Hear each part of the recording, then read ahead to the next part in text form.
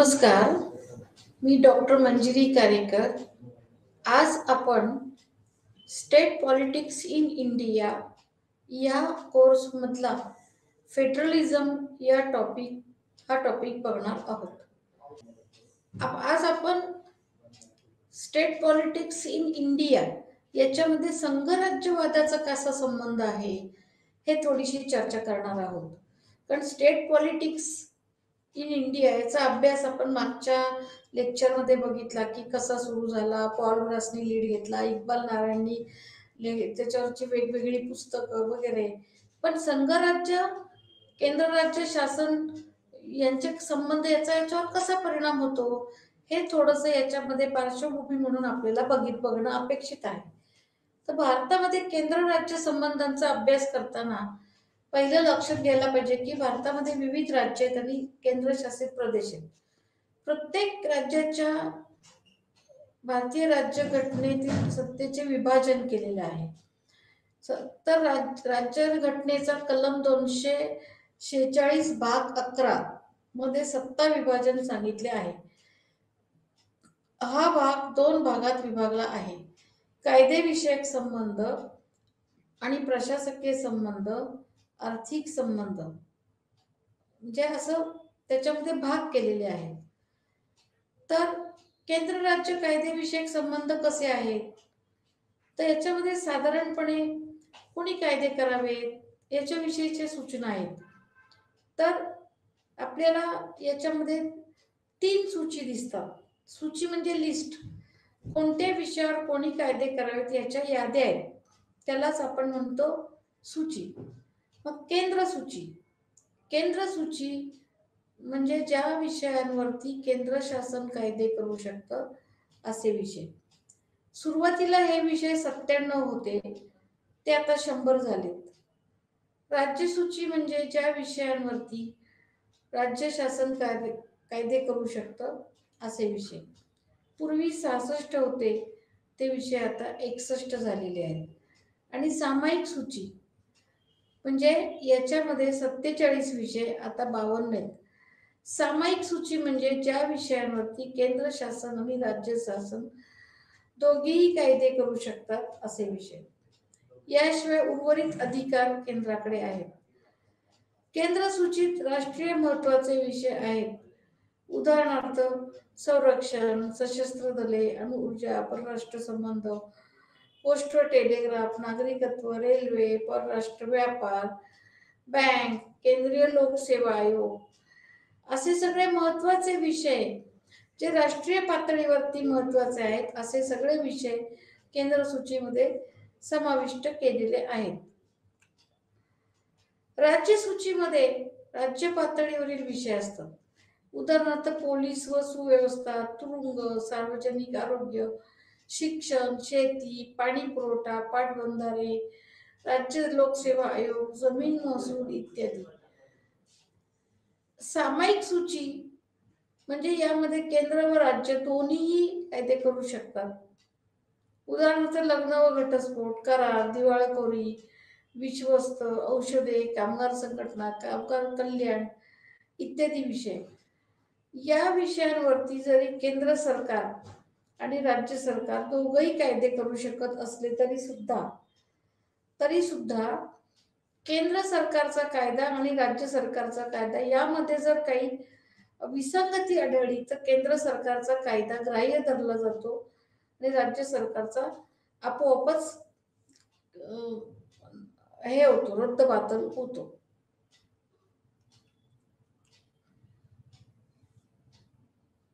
या व्यतिरिक्त उर्वरित अधिकार किंवा शेषाधिकार असे काही अधिकार आहेत. या सूचीतील विषय व्यतिरिक्त विषय म्हणजे शेषाधिकार होय. याला काही अपवाद आहे. काही अपवादात्मक परिस्थितीत केंद्र शासन यातील विषयांवर कायदा करू शकते. जर राज्यसभेने 2/3 बहुसंख्य मताने राज्य सूचीतील विषयांवर कायदा करणे आवश्यक आहे असे मान्य केले तर संसद तसा कायदा करू शकते. दुसरं, आणीबाणीच्या काळात संसद राज्य सूचीतील विषयावर कायदा करू शकते. तिसरं, 2 किंवा अधिक राज्यांनी राज्यसूचीतील कायदा करावा अशी विनंती केंद्र सरकारला केली तर संसद कायदा करू शकते. चौथा, परराष्ट्राबरोबर केलेला कोणताही करार, तह किंवा आंतरराष्ट्रीय परिषदांमध्ये घेतलेल्या निर्णयांची अंमलबजावणी करण्यासाठी संसद संपूर्ण देशासाठी किंवा एखाद्या भागासाठी कायदा करू शकते. पाचवं, 356व्या कलमानुसार जर घटक राज्याच्या राज्यपालांनी एखाद्या राज्याचा कारभार घटनात्मक तरतुदीनुसार होत नाही असा अहवाल दिला तर त्या घटक राज्यात राष्ट्रपती राजवट लागू केली जाते. अशा वेळेला त्या राज्यासाठी संसद कायदा करते.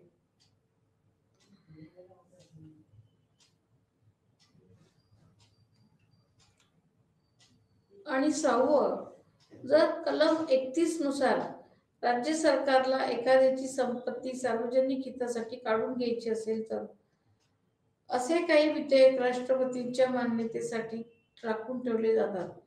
जर त्याच्याशी काही राजकीय हितसंबंध असतील तर राज्यपाल ते विधेयक राष्ट्रपतीच्या संपत्तीसाठी राखून ठेवतात.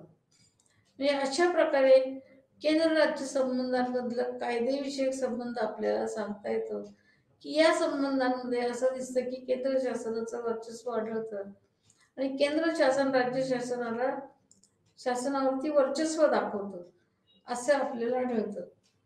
केंद्र आणि राज्य प्रशासकीय संबंध.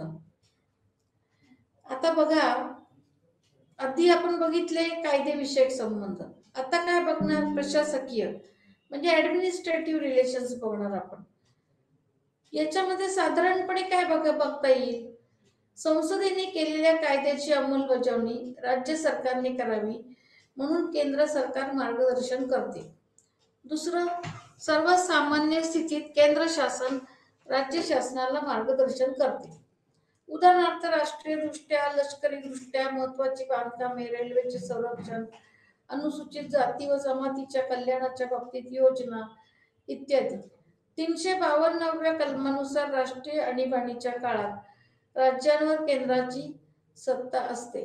तसेच 356व्या कलमानुसार राष्ट्रपती राजवटीमध्ये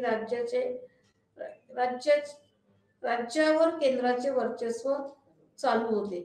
म्हणजे प्रशासकीय संबंधांमध्ये असं दिसतं की आणीबाणीच्या काळात सर्व प्रकारात प्रथम केंद्राचे राज्यावर वर्चस्व वाढते, कारण या सगळ्या ज्या सत्ता आहेत राज्याच्या त्या केंद्र सरकारकडे खेचल्या जातात, अधिकार त्याच्या केंद्र सरकारकडे जातात आणि केंद्राच्या सूचनेप्रमाणे राज्यांना वागावं लागतं असं आपल्याला म्हणता येईल.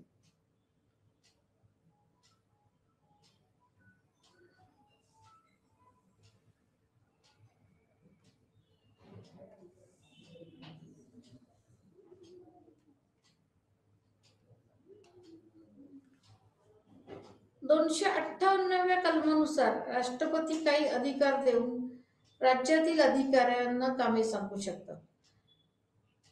राज्याचे राज्यपाल हे केंद्राने नेमलेले असतात. राज्यपाल हे केंद्राचे दूत म्हणून काम बघतात. ते राज्याचा अहवाल केंद्राला सादर करतात. न ते आदरणे याविषयीचे आंतरराज्यीय तंटे सोडवण्याचे अधिकार संसदेला आहेत. आंतरराज्यीय महामार्ग व जलमार्ग हे केंद्र शासन ठरवते. काही राज्यांमध्ये आंतरराज्यीय मंडळ स्थापन करण्याचे अधिकार राष्ट्रपतीला देण्यात आले आहेत. असे मंडळ राज्यातील तंटे सोडवण्याचं काम करतं. अखिल भारतीय सेवांवर नियंत्रण केंद्राचे असते.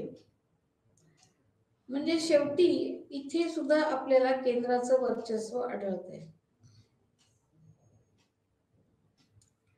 यानंतरचं जे रिलेशन आहे ते म्हणजे केंद्र राज्य आर्थिक संबंध.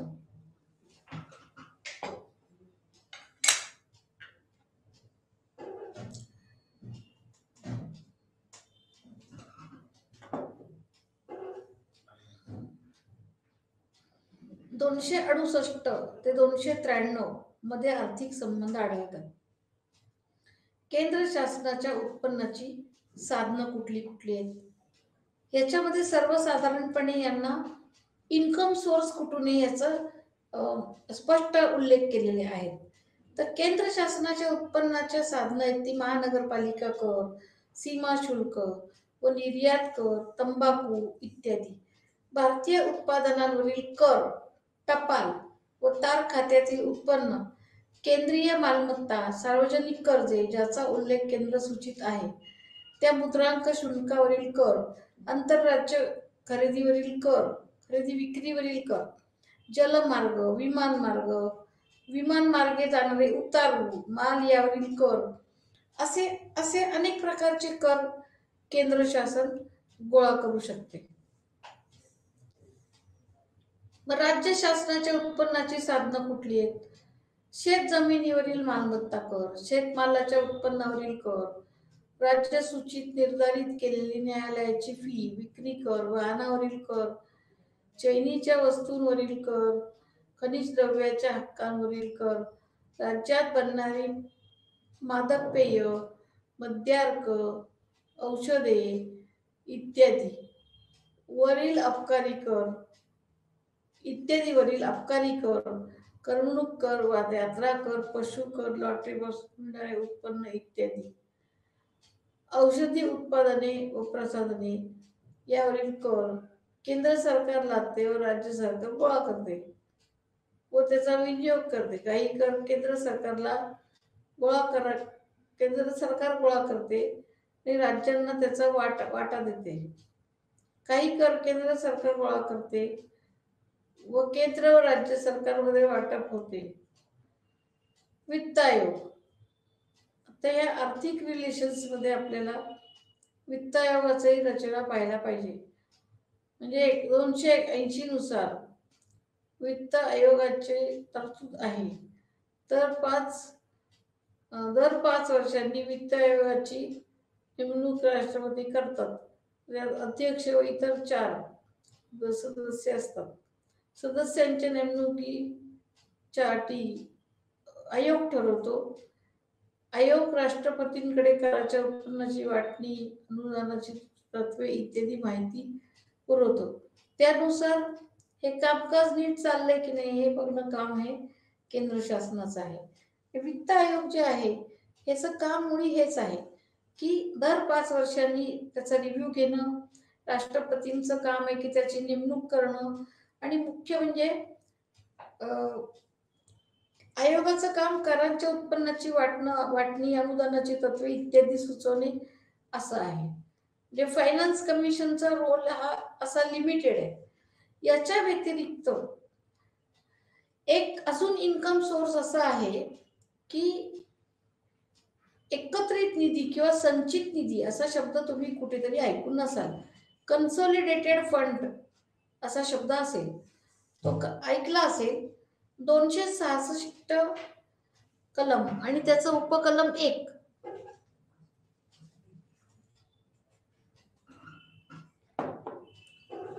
प्रमाणे भारत सरकारचे सर्व उत्पन्न, सर्व कर्जे एकत्रित निधी जमा होतात. राज्यांसाठी असा निधी असतो. त्यातून वेगवेगळ्या कायद्यानुसार निरनिराळे खर्च केले जातात. कलम 267 नुसार आकस्मिक निधी म्हणजे कॉन्टिंजन्सी फंड उभारला जातो. यातून काही आवश्यक खर्च केला जातो. अनुदाने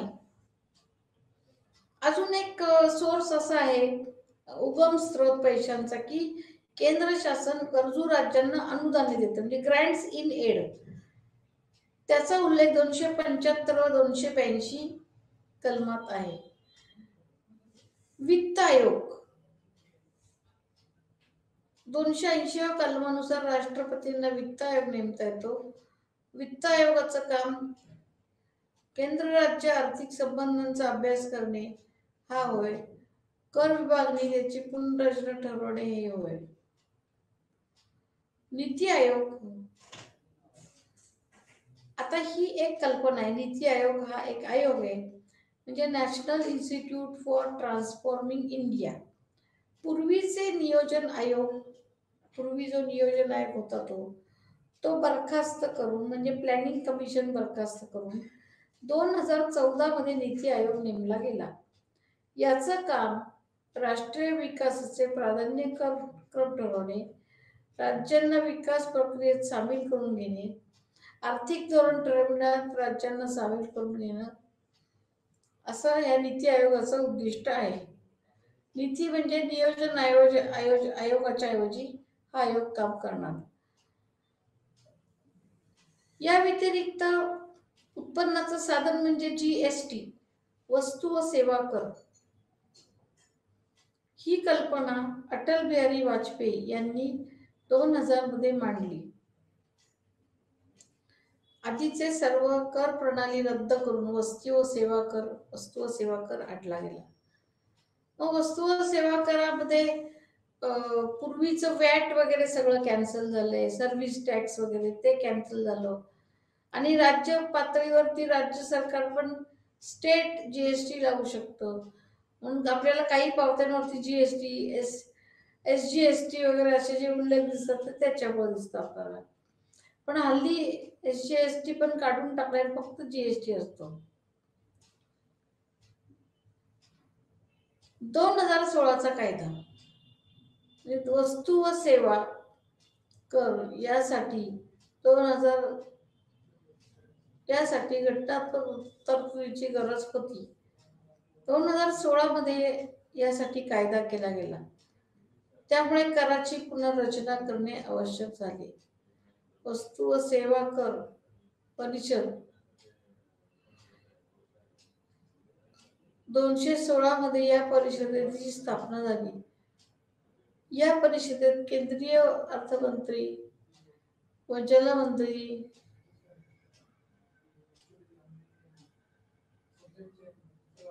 अर्थमंत्री अध्यक्षपदी, केंद्रीय महसूल किंवा अर्थमंत्री हा सदस्य असतो.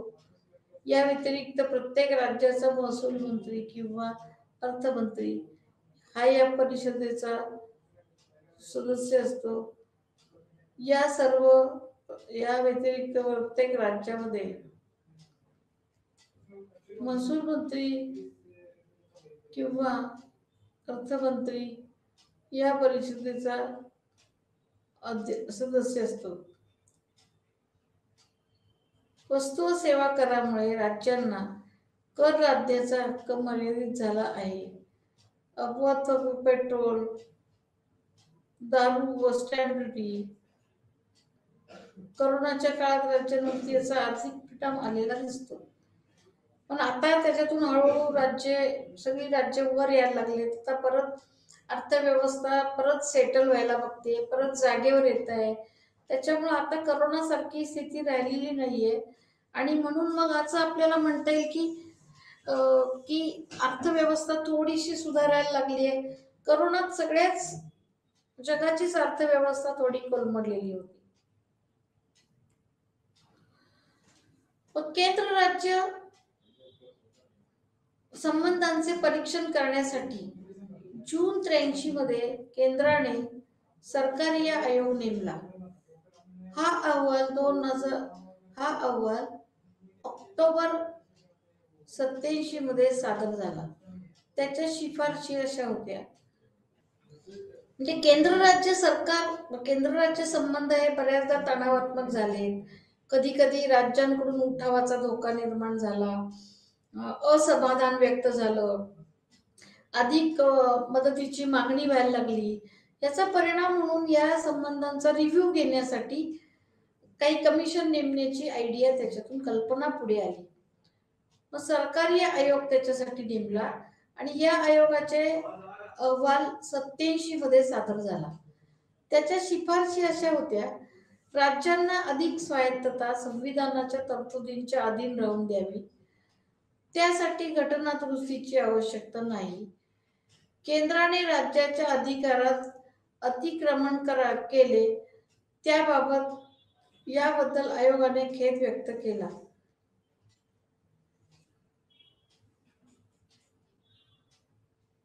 (1956) कलमाचा केंद्राकडून गैरवापर केला म्हणून आयोगाने नापसंती व्यक्त केली. भारतीय राज्यघटनेत होणाऱ्या अधिक दुरुस्त्यांबद्दलही आयोगाने खेद व्यक्त केला.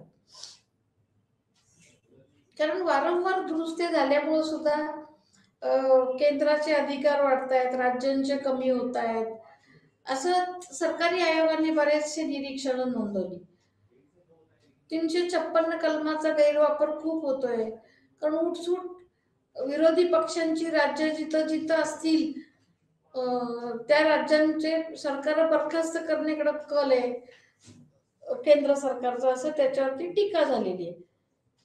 पंछी आयोग यानंतर 2007 मध्ये यूपीए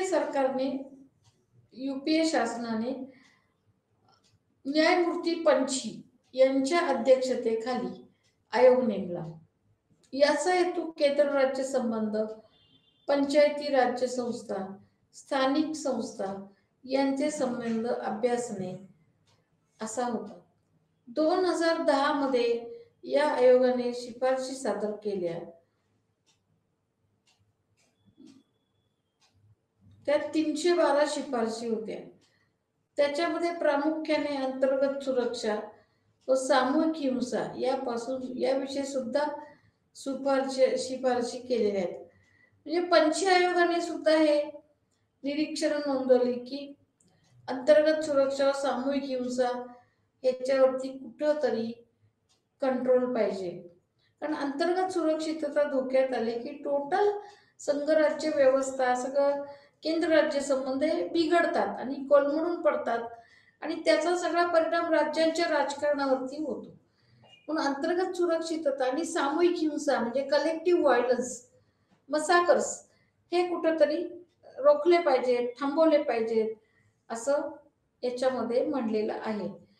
तर आज आपण काय बघितलं की केंद्र राज्य संबंध, त्याच्या वेगवेगळ्या तरतुदी, त्याच्या एकमेकांशी संबंध, त्यांना असलेले पॉवर्स, त्यांचे अधिकार, त्यांच्या कुरघोड्या किंवा राज्यांची कशी कुचंबना होते संघराज्य व्यवस्थेत, अशा विविध गोष्टी आपण आता बघितल्या. मग याच्यातून कसं बाहेर यायचं आपण?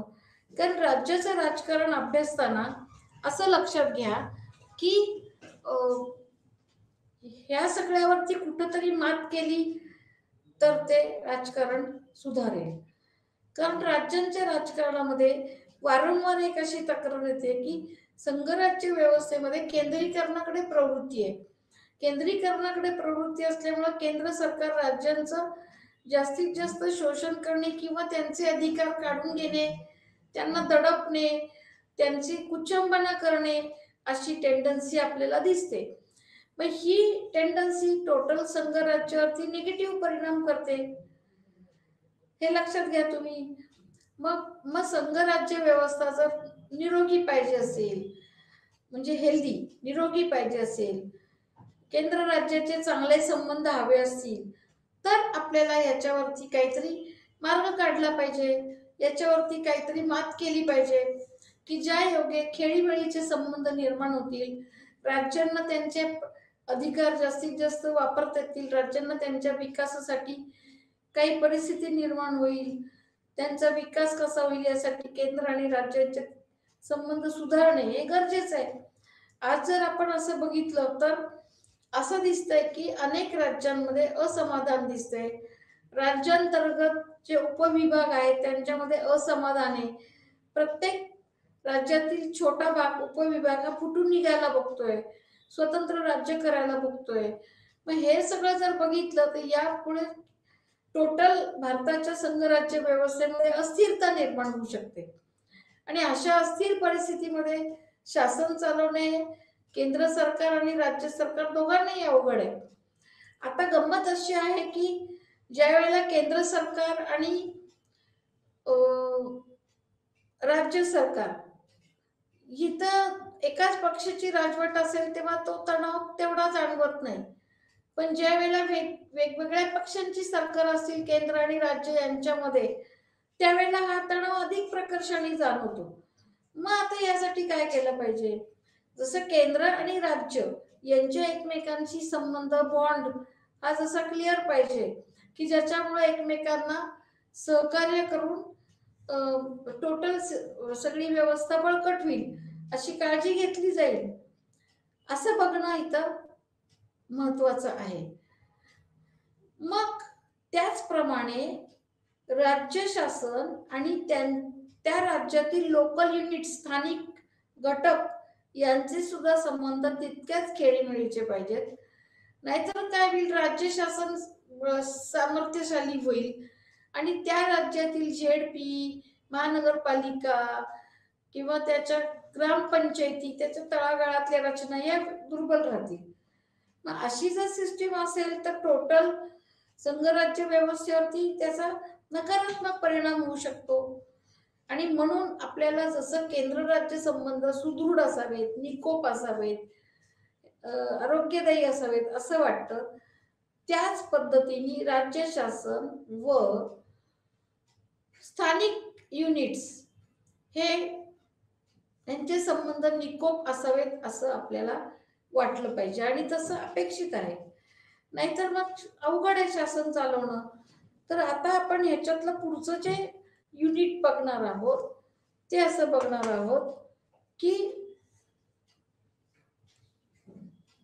राज्य शासन आणि स्थानिक घटक यांच्यामध्ये काय संबंध असावेत आणि कसे असावेत. आता हे जर बघितलं तर आता आपण पहिल्यांदा फोकस असा करूयात की भारतात पंचायत राज व्यवस्था आहे. ग्रामीण पातळीवर ग्रामपंचायत, तालुका पंचायत, जिल्हा परिषद अशी रचना आहे. तर शहरी भागात नगरपंचायत, नगर परिषद, महानगरपालिका अशी रचना आहे. म्हणजे ग्रामीण पातळीवर 3 स्तरीय आहे आणि शहरी भागात सुद्धा 3 स्तरीय आहे. म्हणजे लोकसंख्येच्या प्रमाणात शहरी भागात त्या स्थापन होतात. मग स्थानिक प्रशासनाचे पैलू सुरुवातीच्या काळात वेगवेगळे पैलू आहेत त्याला. सुरुवातीच्या काळात ग्रामीण समाजाच्या विकासासाठी शासनाने सामूहिक विकास कार्यक्रम व राष्ट्रीय विस्तार सेवा यासारखे कार्यक्रम योजना आखल्या. म्हणजे सामूहिक विकास कार्यक्रम म्हणजे कम्युनिटी डेव्हलपमेंट प्रोग्राम आणि राष्ट्रीय विस्तार सेवा म्हणजे नॅशनल एक्सटेन्शन सर्व्हिस. यामुळे ग्रामीण पातळीवर गटविकास अधिकारी व ग्राम पातळीवर कार्यकर्ते निर्माण झाले, परंतु त्याचा फारसा फायदा झाला नाही. भारतात पंचायत राज्याची संकल्पना 1957 मध्ये सुरू झाली. याच वेळी नियोजन आयोगाने बळवंतराय मेहता समिती नेमली. हे मुळात पंचायत राज्याची संकल्पना खूप पूर्वी सुरू झाली 1957 मध्ये. 1952 ला पहिल्या निवडणुका झाल्या, दुसऱ्या निवडणुका 57 ला आणि मग त्यावेळी नियोजन आयोग पण होता.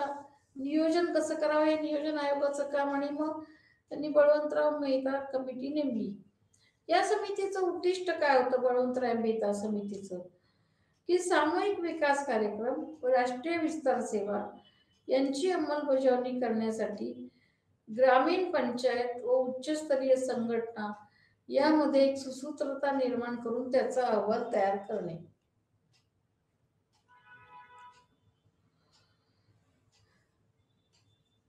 जिल्हा प्रशासनाच्या विकासाच्या विविध अवस्था आधीच ठरवणे.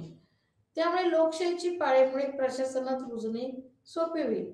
यासाठी बळवंतराय मेहता यांनी राष्ट्रीय सर्वेक्षण केले. त्यात असे आढळते की सामूहिक विकास कार्यक्रम व राष्ट्रीय विस्तार सेवा यामध्ये लोक फारसे सहभागी होत नाहीत. त्यातून बाहेर येण्यासाठी बळवंतराव मेहता यांनी ग्रामीण भागात लोकशाही संस्था स्थापन करण्यासाठी पंचायत राज आणलं पाहिजे असा एक विचार पुढे मांडला. समितीच्या अहवालात असेही म्हणले गेले की या पंचायतींना अधिकार व काही आर्थिक वाटप केले पाहिजे. पंचायती या विकास योजनांची अंमलबजावणी करण्यासाठी राज्य शासनाच्या प्रतिनिधी म्हणून काम करतात. स्थानिक विकास साधण्यासाठी काही राज्याची साधने व राज्याने प्रायोजित केलेल्या योजना वापरल्या पाहिजेत. यात प्रामुख्याने शेतीचा सर्वांगीण विकास होतो.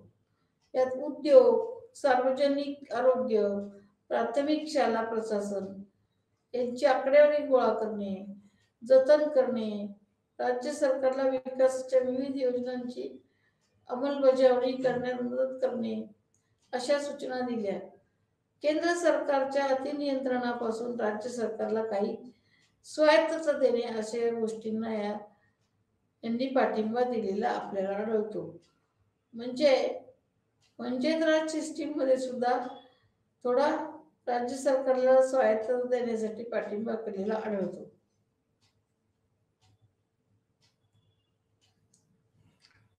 मग आता याच्या पुढे असं आहे की सामूहिक विकास कार्यक्रम व राष्ट्रीय विस्तार सेवा यामध्ये ज्या कमतरता होत्या त्या भरून काढण्यासाठी बळवंतराय मेहता समितीने लोकशाही विकेंद्रीकरणाची कल्पना सांगितली. समितीच्या मते विकासाची सत्ता मध्यवर्ती पातळीवर म्हणजे पंचायत समितीकडे असावी. या समितीच्या अहवालानुसार ग्रामीण पातळीवर वरील कार्यकर्ते व ग्रामसेवक हे पंचायत समिती व ग्रामीण पातळीवरील पंचायत यामधले दुवा आहे.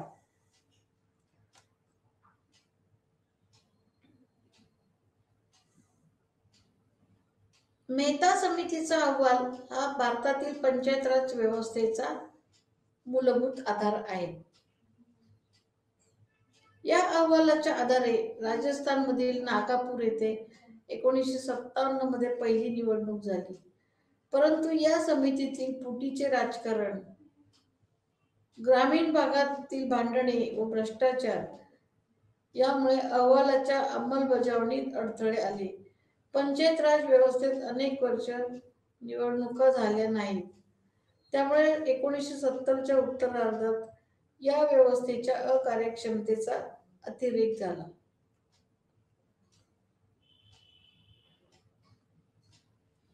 यानंतर अशोक मेहता समिती नेमली गेली. पंचायत राज व्यवस्थेचा पुनर्विचार करण्याची गरज वाटली. या हेतूने केंद्र शासनाने 1970 मध्ये अशोक मेहता समिती नेमली.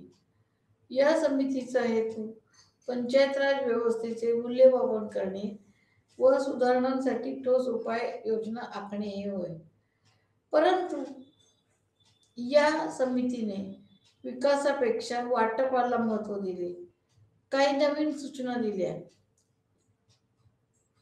त्या म्हणजे राजकीय पक्षांना निवडणूक लढविण्यास मुभा देणे, स्त्रियांना पंचायत राज व्यवस्थेत सहभाग देणे.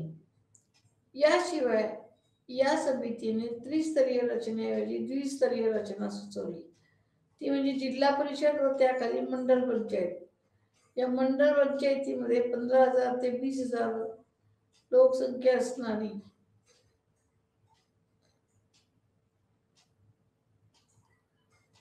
लोकसंख्या असणाऱ्या खेड्यांचा समावेश असेल. परंतु अशोक मेहता समितीच्या अहवालाची अंमलबजावणी होऊ शकली नाही. दरम्यान जनता पक्ष कोसळला व 1980 मध्ये काँग्रेसचे राज्य सुरू झाले. काही राज्यात उदाहरणार्थ कर्नाटक व भारत, कर्नाटक, पश्चिम बंगाल, आंध्र प्रदेश येथे काही राज्यांमध्ये राज्य नव्हते. त्यांनी पंचायत राज आणण्याचा उद्दिष्ट ठेवला.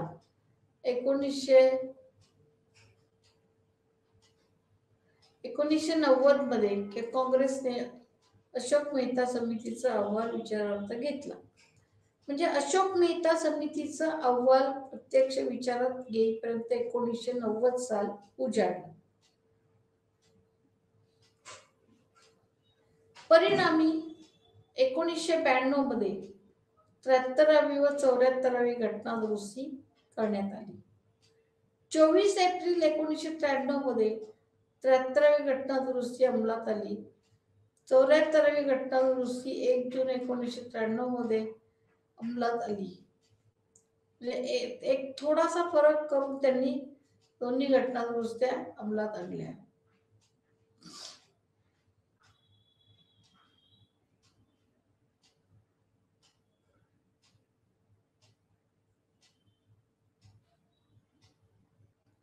यानंतर पंचायत राजच्या संदर्भातच GVK राव ही एक समिती नेमली गेली 1985 ला. म्हणजे अशोक मेहता समितीच्या थोडंसंच आधी नियोजन आयोगाने ही समिती 85 मध्ये स्थापन केली.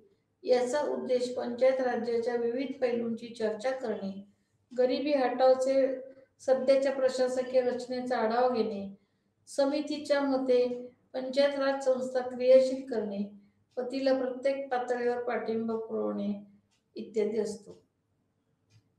LM सिंघवी समिती 1986 मध्ये अशी एक समिती नेमली होती.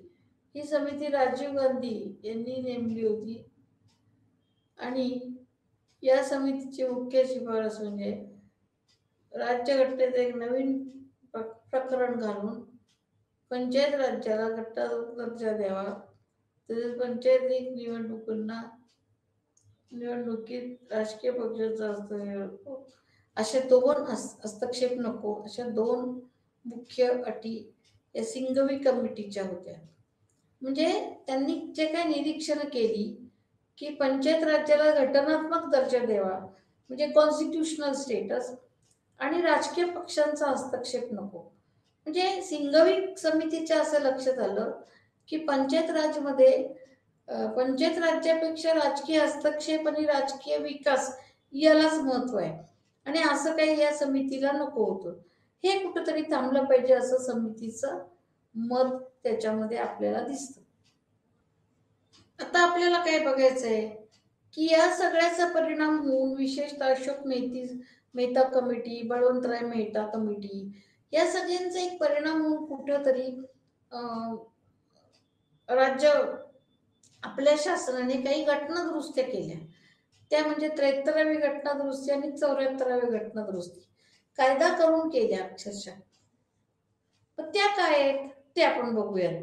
म्हणजे त्याचा परिणाम काय होतो की आपल्या संघराज्य व्यवस्थेत राज्य शासन आणि स्थानिक शासन यांच्यातील संबंध कसे सुधारत गेले हे आपल्याला बघितलं पाहिजे. कारण याच्यापूर्वी पंचायत राज आणि स्थानिक शासनाकडे लक्षच दिलं जात नव्हतं. राज्य शासनाच्या इलेक्शन झाल्या की झालं. मग कित्येक आपल्याला दिसतं कित्येक ग्रामीण भागात वर्षानुवर्ष निवडणुकाच झाल्या नव्हत्या. मग इकडं जर आपण लोकशाही प्रस्थापित करायला बघतोय, त्या दृष्टीने हालचाली करतोय आणि इकडे एखाद्या ठिकाणी वर्षानुवर्ष निवडणुकाच नाही, हा लोकशाहीच्या विरोधातली गोष्ट आहे. आणि म्हणून मग इथं काहीतरी दुरुस्त्या करण्याची गरज आहे, काही बदलण्याची गरज आहे, ही यातूनच निर्माण झाली ना. ग्रामीण भागातील पंचायतीसाठी अधिक लोकशाहीकरण, दुर्बल घटकांना सत्तेत सहभाग याला महत्व दिले गेले. 73व्या घटना दुरुस्तीची प्रमुख वैशिष्ट्ये काय आहेत? एक, 20 लाखापेक्षा अधिक लोकवस्ती असलेल्या राज्यांमध्ये त्रिस्तरीय पंचायत राज व्यवस्था, ग्रामीण, गट आणि जिल्हा अशा दिसतात आपल्याला. प्रत्येक 5 वर्षांनी पंचायतीच्या निवडणुका, पंचायत बरखास्त झाल्यावर 6 महिन्याच्या आत निवडणुका घेतल्या पाहिजेत. अनुसूचित जाती, जमाती, इतर वर्गवर्गीय व स्त्रिया यांच्यासाठी 33% आरक्षण, इतर खुल्या जागा. चौथं, पंचायतीचे आर्थिक अधिकार ठरविण्यासाठी राज्य वित्त आयोगाची नेमणूक करणे. जिल्हास्तरीय विकासाचा नियोजन आराखडा ठरवण्यासाठी जिल्हा नियोजन समिती तयार करणे.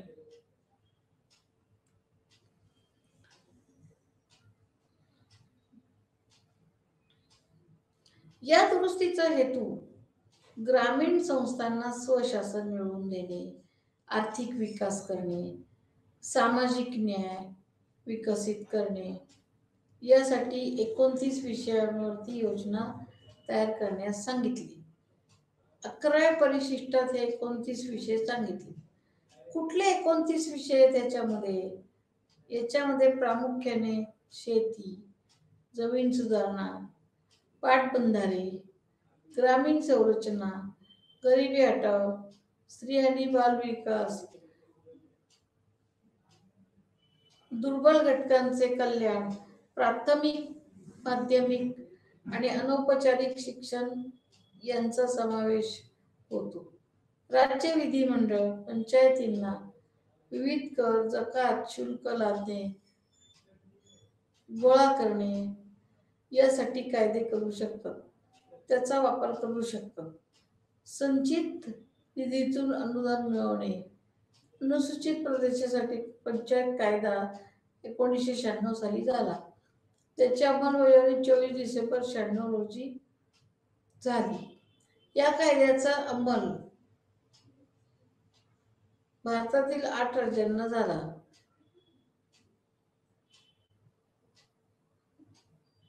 ती 8 राज्य कुठली? आंध्र प्रदेश, बिहार, गुजरात, हिमाचल प्रदेश, महाराष्ट्र, ओरिसा आणि राजस्थान. या कायद्यामुळे आदिवासी समाजाचे स्वतःच्या नैसर्गिक संसाधनावरील पारंपरिक हक्क जतन केले. राज्य सरकारला या कायद्यातील तरतुदीवर विविध कायदे 23 डिसेंबर 97 पूर्वी करायला सांगितलेले आहेत. जर त्यांनी केलं नसेल तर ते शासकीय सूचना असल्यामुळे ते अपराध म्हणून त्याला शिक्षा होऊ शकते.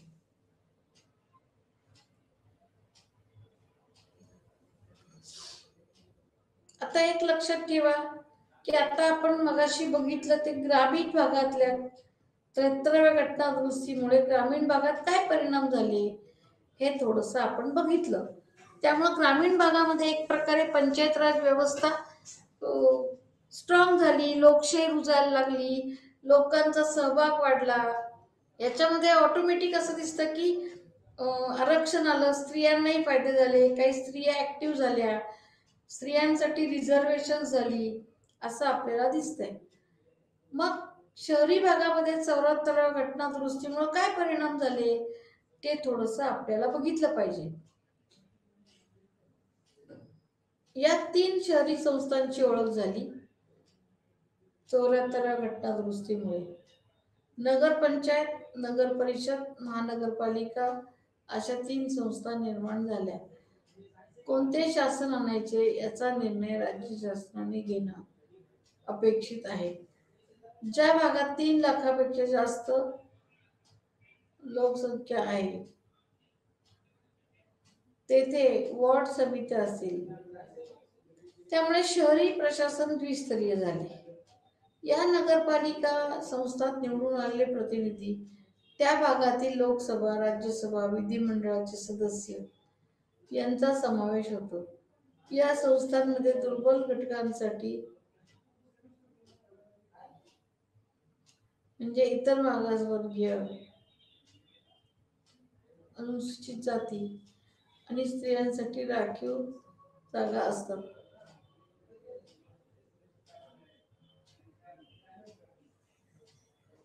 नगरपालिकांचा कार्यकाल 5 वर्ष असतो.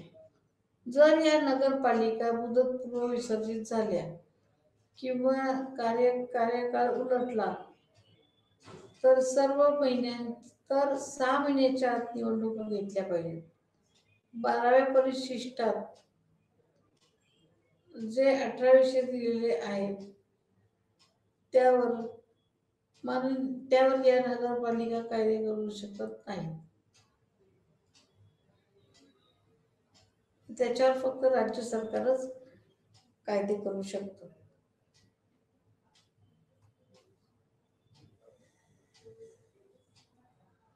आता याच्या पुढचा एक भाग असा बघूयात आपण की जिल्हा नियोजन समिती.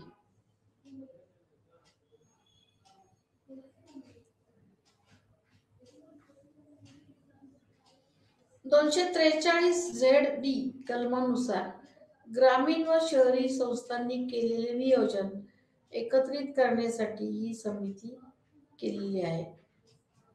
याच्या रचना राज्य विधिमंडळ करते. 1/4 सदस्य जिल्हा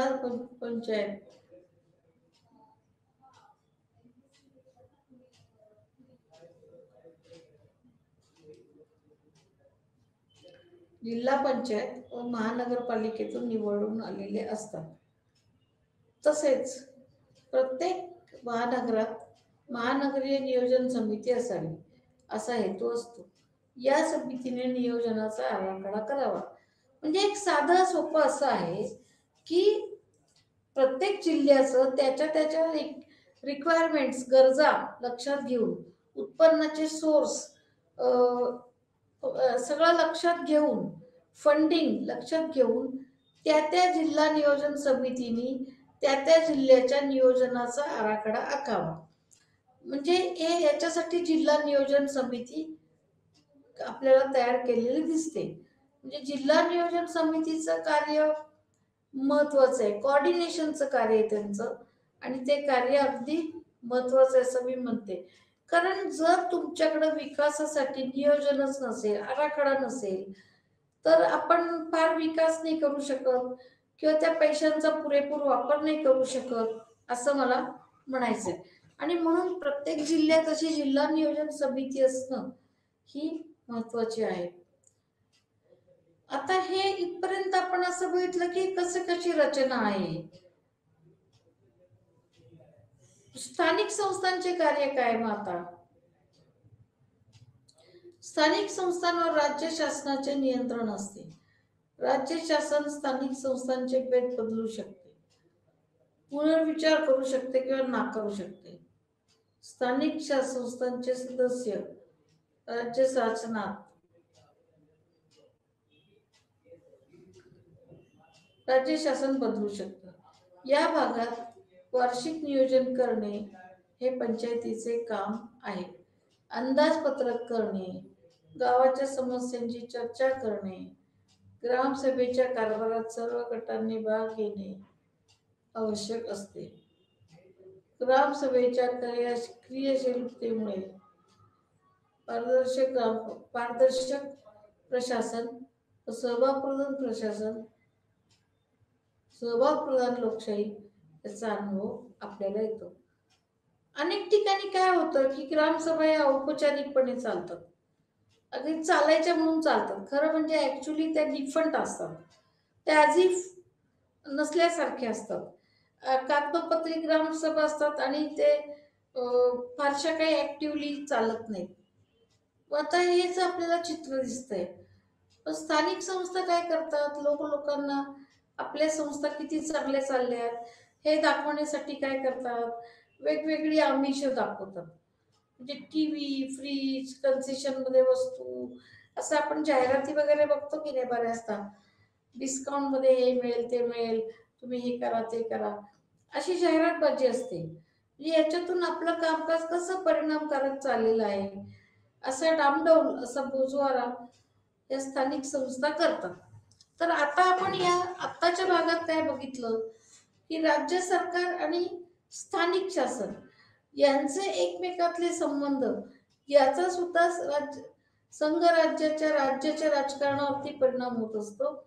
आणि स्टेट पॉलिटिक्स ऑफ इंडियामध्ये हा पार्ट घेण्याचा असा आहे की राज्यस्तरीय राजकारणावरती भाग घेण्यासाठी या गोष्टी महत्वाच्या आहेत. ओके, तर आता आज आपलं जे टोटल स्ट्रक्चर जे बघितलं आपण, ते केंद्र राज्य संबंध, त्यांचे वेगवेगळ्या पद्धतीचे कायदेशीर, प्रशासकीय, आर्थिक संबंध, त्याच्यातले वेगवेगळे पैलू, त्या संदर्भात टाकण्यात आलेले वेगवेगळे आयोग, याचा एक आपण आढावा घेतलेला दिसतोय. त्याच्यामध्ये अगदी लेटेस्ट नीती आयोगाचा सुद्धा आपण आढावा घेतलेला आहे.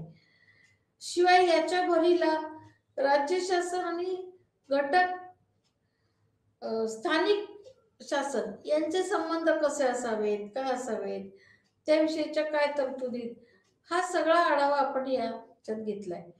विशेष करून काय दिसतं आपल्याला की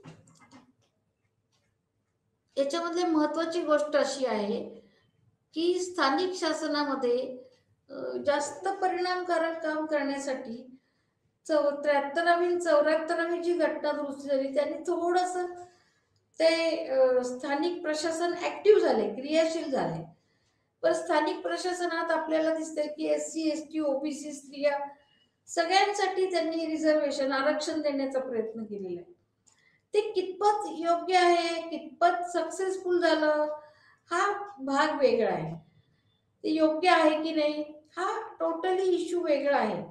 पण आज असं दिसतं की वेगवेगळ्या आरक्षण दिल्यामुळं SC ST OBC स्त्रिया त्यांना त्या जागा मिळाल्या, पण लोकशाही खरोखर रुजली का नाही हे समजण्यासाठी आपल्याला असं दिसतं की रिझर्वेशन मध्ये जागा मिळाल्या, पण त्याचं बॅकडोर पॉलिटिक्स जे आहे, इन्फॉर्मल पॉलिटिक्स, ते कुणीतरी भलतंच चालवते. म्हणजे एक उदाहरण असं सांगते की स्त्रियांसाठी आरक्षण आहे, त्यामुळे त्यांना सरपंचांच्या जागा मिळाल्या. बरोबर आहे, तिथपर्यंत बरोबर आहे. पण सरपंच म्हणून ती स्त्री किती कार्यक्षम आहे, किती नेतृत्व कुशल आहे, याचा विचार नाही.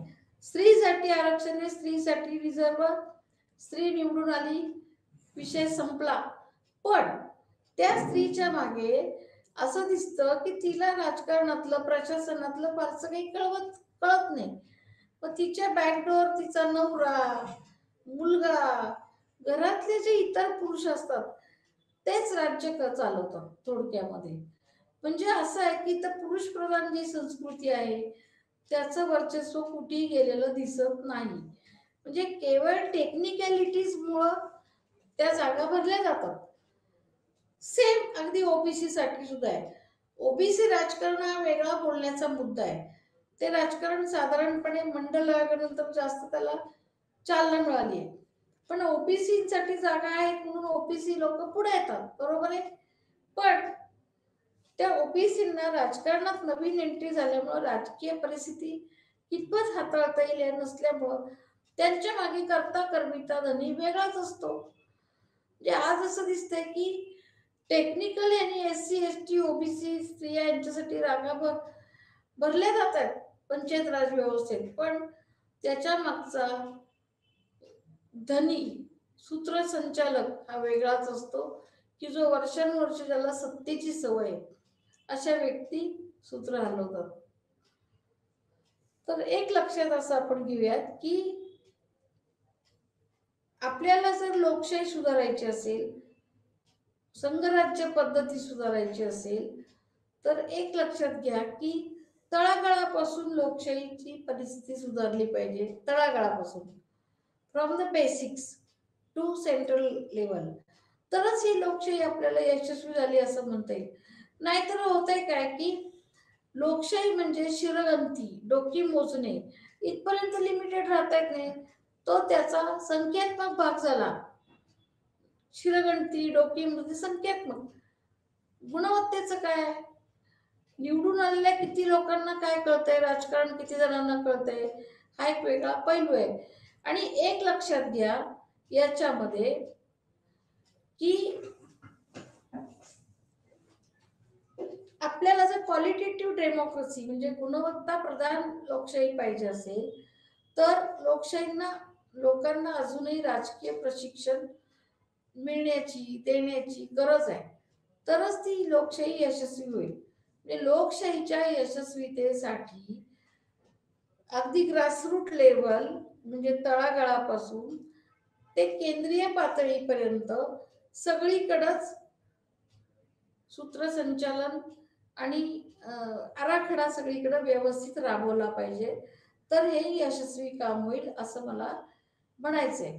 आणि म्हणून मूळ आपला जो पेपर आहे की स्टेट पॉलिटिक्स इन इंडिया, म्हणजे राज्यांचं राजकारण, राज्यांचं राजकारण समजून घ्यायचं असेल तर अगोदर आपल्याला संघराज्य म्हणजे काय, त्यातल्या तरतुदी, राज्य आणि स्थानिक शासन यांचे संबंध, त्याच्या तरतुदी हे बघितल्याशिवाय संघराज्यावरती कसे ताण येऊ शकतात, नंतर राज्याच्या राजकारणावर कसा ताण येऊ शकतो हे कळणारच नाही. आणि म्हणून सगळ्यात आधी आपल्याला या गोष्टी बघितल्या पाहिजेत असं मला म्हणायचंय. मग एक महत्वाची गोष्ट अशी आहे प्रामुख्याने की आपल्याला राज्याचं राजकारण सुधारायचं असेल, विविध राज्यांच्या डिमांड्स, मागण्या आहेत, स्वतंत्र ह्याच्या स्वायत्ततेच्या मागण्या आहेत, स्वतंत्र सुभेच्या मागण्या आहेत, चौथा सुभा पाहिजे, अमक पाहिजे, नवीन राज्य निर्माण व्हायला पाहिजे. हे सगळं जर आपल्याला हाताळायची असेल ही परिस्थिती, तर सगळ्यात आधी आपल्याला काय केलं पाहिजे, की लोकशाही पार्टिसिपेटरी डेमोक्रेसी ही आपल्याला व्यवस्थित सेटल केली पाहिजे. ही प्रस्थापित झाली की पुढच्या गोष्टी सोप्या होतील. आज महाराष्ट्रासारख्या ठिकाणी सुद्धा आपण मागे बघितलं तर स्वतंत्र विदर्भाची मागणी आहे, मराठवाडा मागासलेला आहे, कोकण भाग मागासलेला आहे, फक्त पश्चिम महाराष्ट्र सुधारलेला दिसतो, खानदेशमध्ये डेव्हलपमेंट नाहीये. मग होतंय काय की राज्य सरकारला केंद्र सरकारकडून ग्रँट मिळते आणि ती प्रत्येक ठिकाणी तितकीच पोहोचेल असं नाही. त्यामुळे हे असमाधान, असं असंतोष खदखदत असतो वेगवेगळ्या उपविभागांमध्ये. आणि याला शांतता पाहिजे असेल तर तुम्हाला अगदी तळागाळापासून हे सगळीकडे संबंध सुधारले पाहिजेत आणि ते लक्षात घेऊन वागलं पाहिजे. तर राज्याचं राजकारण समजून घेताना या गोष्टी थोड्याशा आपल्याला सपोर्टिंग लक्षात ठेवून हे राजकारण समजून घ्यावं लागतं आणि मग आपण वेगवेगळ्या राज्यांचं राजकारण समजण्याचं चांगल्या पद्धतीने समजू शकतो असं मला म्हणायचंय. आता या पेपरचं उद्दिष्ट राज्यांचं राजकारण समजून घेणं हेच आहे मुळात. तर याच्यामध्ये कुठले असे घटक आहेत की ज्याच्यामुळे हे राजकारण आपल्याला समजायला सोपं जाईल, कुठल्या घटकांमुळे राज्यांचं राजकारण ब्लॉक होते, अडतंय, पुढे जात नाही राजकारण, किंवा काहीतरी विरोधी चळवळी चालू होतात संघ केंद्र शासनाच्या मूळ भारतीय एकात्मतेला तडा जाईल अशा काही खटपटी चालू आहेत का, हे का चालू आहेत, हे समजून घेणं अतिशय महत्वाचं आहे. आणि म्हणून आपण पुढच्या वेळेला पुढच्या ह्याच्यात स्टेट ऑटोनॉमी म्हणजे काय, राज्यांची स्वायत्तता म्हणजे काय, या टॉपिकवरती आपण चर्चा करणार आहोत. की राज्य का स्वायत्तता मागतात, त्याचा त्यांना काय फायदा आहे, हे समजून घेणं महत्वाचं आहे. आज स्वायत्ततेची मागणी प्रत्येकच राज्यांमधून पुढे यायला लागलेली आहे आणि ती समजून घ्यायला पाहिजे. जर आपण ही समजून नाही घेतली तर आपलं टोटल संघराज्य अफेक्ट होईल आणि संघराज्य अफेक्ट झालं की ती प्रशासनाची आपल्या पिछेहाट होते आणि ही पिछेहाट थांबवायची असेल तर आपल्याला या गोष्टी केल्या पाहिजेत असं मला म्हणायचंय. तर आपण राज्यांची ऑटोनॉमी किंवा काय हे पुढच्या तासाला समजून घेऊयात असं मला म्हणायचंय. तर आज इतकं बास. पुढच्या तासाला परत भेटूयात. तोपर्यंत नमस्ते.